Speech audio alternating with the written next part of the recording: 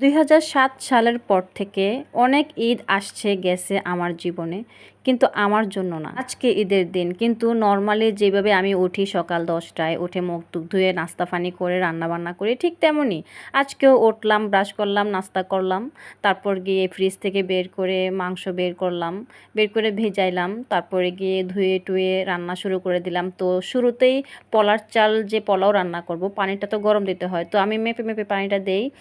যদি গ্লাস দিয়ে না মাপি তাহলে পোলাওটা আমার নরম হয়ে যাবে, নাহলে শক্ত হয়ে যাবে।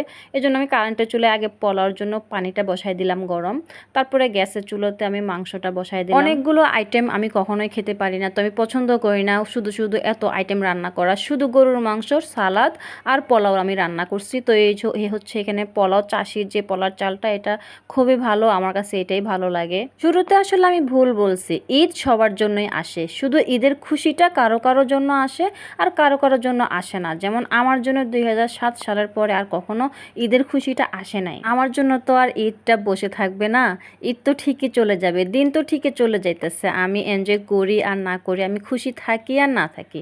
তো এইভাবে আমি পোলাও টোলাও রান্না করে খেয়ে দিয়ে তারপরে ভাবলাম যে কি করব, তো বাড়িতে চলে যাই।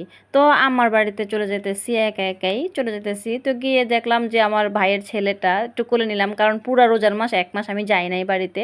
তো আজকে গিয়ে ওরে কোলে নিলাম, কোলে নিয়ে একটু বসে আদর করলাম। এই